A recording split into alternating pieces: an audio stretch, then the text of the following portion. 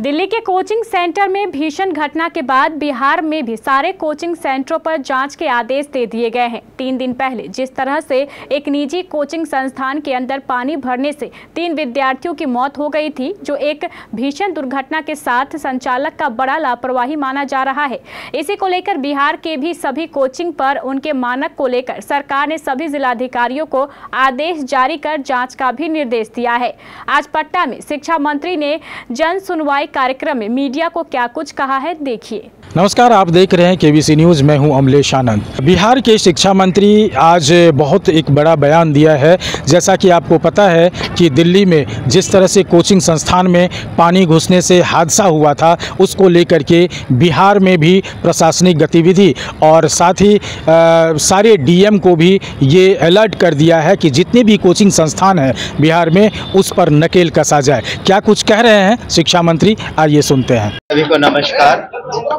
जहाँ तक coaching institutes का प्रश्न है पूरे बिहार में, तो हमने विभाग को अपने कहा है कि सभी district magistrate, superintendent of police और फायर ब्रिगेड के जो पदाधिकारी हैं, उनको पत्र दे दिया गया है कि जितने भी सुरक्षा के दृष्टिकोण से सभी कोचिंग इंस्टीट्यूट का जांच किया जाए, जो यहाँ पर फायर सेफ्टी के मेजर्स हैं कि नहीं, या अन्य जो मूलभूत सुविधाएं होनी चाहिए कोचिंग इंस्टीट्यूट में जहां बच्चे पढ़ते हैं, बच्चियां पढ़ते हैं कॉम्पिटिटिव एग्जाम्स के लिए।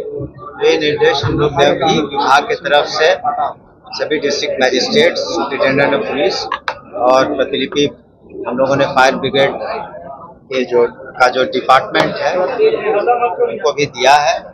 इसी के तहत जितनी भी बहुत ही दुखद घटना थी, भगवान न करे इस तरह की घटना कहीं घटे, लेकिन इस तरह का निर्देश हमने भी दिया है। और अगर कहीं कमी पाई जाती है, खास करके जो फायर सेफ्टी के मेजर्स हैं, निश्चित रूप से हम लोग कार्रवाई करेंगे। शिक्षा मंत्री का संदेश माने जो बिहार के सामने कोचिंग संचालक है उसके लिए। जी हाँ, हम लोगों ने सभी को कहा है, सभी उसको उतरना पड़ेगा। जो फायर सेफ्टी के मानक है, तो वो फायर डिपार्टमेंट की टीम जो है वो उसका जांच करेगी कि जहाँ जो कमी है उसके बाद उनको एनओसी वगैरह लेना पड़ेगा। सर, एक सवाल ये है कि आपकी जो एमएलसी है, उन्होंने विधानसभा में एक सवाल उठाया था, जो बैग की खरीदी हुई है, बैग की सप्लाई हुई है, उसमें उन्होंने घोटाले की आशंका जताई है और के पाटिल पर आरोप लगाया है। और वाकई सर, जो हम लोगों ने बैग देखा है, बैग की क्वालिटी बड़ी निम्न है। सर, क्या कहना चाहेंगे? हमने परिषद में भी ये अपनी बात रखी थी माननीय पार्षद के समक्ष। एक तो जो कही गई थी वो 500 रुपए का बैग के अंतर्गत ही खरीद करनी है और न कि 1000 या 1200। दूसरी बात हमने कही कि अगर किसी भी जगह, किसी भी डिस्ट्रिक्ट में या किसी भी सब डिवीजन में अगर इस तरह के गलत परचेजेस हुए हैं, तो आप हमें जो भी है उसको लिख करके दे सकते हैं, चाहे वो जनप्रतिनिधि हो या कोई भी पब्लिक हो, अभिभावक हो। आपको बता दें कि इसी तरह की जब शिकायत हमें डिस्ट्रिक्ट एजुकेशन ऑफिसर के बारे में, 2 ऑफिसर्स के बारे में मिली थी, तो हम लोगों ने जांच कराया और उन्हें निलंबित भी किया। ऐसी बात नहीं है। तो जांच की जो प्रक्रिया, वो तो आपको नैसर्गिक न्याय है कि दूसरे को आपको एक मौका देना चाहिए। और जांच के उपरांत कहीं भी गड़बड़ी अगर पाई जाती है, चाहे वो मामला बैग परचेज का हो या अन्य कोई मामले या उपस्कर का कोई भी मामला हो, तो निश्चित रूप से हम लोग कार्रवाई करेंगे।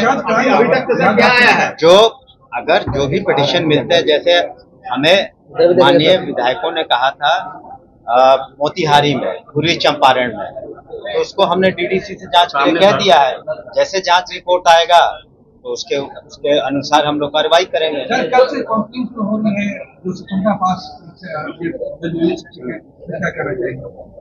देखिए, हमने पहले भी कहा कि हम अभी भी इस बात पर जोर देना चाहेंगे कि महिलाओं को जब भी उनकी पोस्टिंग हो, जो सक्षमता पास कर चुके हैं, 1,88,000 से ज्यादा संख्या और पुनः करीब 80,000 से ज्यादा दे रहे हैं एग्जाम्स, तो उनको महिलाओं को, दिव्यांगों को, पति पत्नी की टीम को, या कोई ऐसे असाध्य रोग हो या गंभीर बीमारी हो, तो उन लोगों को प्राथमिकता दे करके अच्छी व्यवस्था हम लोग करवाएंगे, ताकि जो शिक्षक हैं वो विलिंगनेस है उनके पास रहे और स्वेच्छा से अपने अच्छे तरीके से छात्र छात्राओं को पढ़ाई करें। सर लेकिन ओवरऑल हम देखें तो स्थानांतरण नीति जो है इस पर कई बार बैठक देखनी है, लेकिन लगता कोई अभी फाइनल आपको बता दिया जाएगा उस पर डिस्कशन करके। लेकिन एक बात मैंने ये बात परिषद में भी कही, असेंबली में भी कही कि जो भी स्थानांतरण नीति होती है तो हम लोग का ये उद्देश्य होता है कि अधिक से अधिक उससे लाभान्वित हो, लेकिन अधिक से अधिक लाभान्वित हो। लेकिन कोई भी पॉलिसी बनेगी तो उसमें 100% सेटिस्फैक्शन लेवल नहीं होता, लेकिन हम लोग अगर अधिक से अधिक 80%, 90% को सेटिस्फाई कर पाए और उनके अनुसार हम लोग कर पाए तो हम समझते हैं वो पॉलिसी सही है। ठीक, तो आपने सुना कि शिक्षा मंत्री ने बहुत ही शक्ति से इस कार्रवाई को करने के लिए कहा है और कहा है जिस कोचिंग संस्थान की मानक सही नहीं है उस पर उचित कार्रवाई किया जाए, जिसके लिए जिला के जिलाधिकारी को के अध्यक्षता में ये सारी कार्रवाई की जाएगी। एक और बड़ी बात उन्होंने कही है, जैसे बैग वाला मामला था जो कि ACH पहले वाले जो के पाठक जी थे उन पर भी उन्होंने कहा है कि इसकी भी हम जांच करवा रहे हैं, अगर इस तरह की धांधली पकड़ी जाएगी तो उस पर उचित कार्रवाई की जाएगी। KBC न्यूज़ के लिए अमलेश आनंद की रिपोर्ट।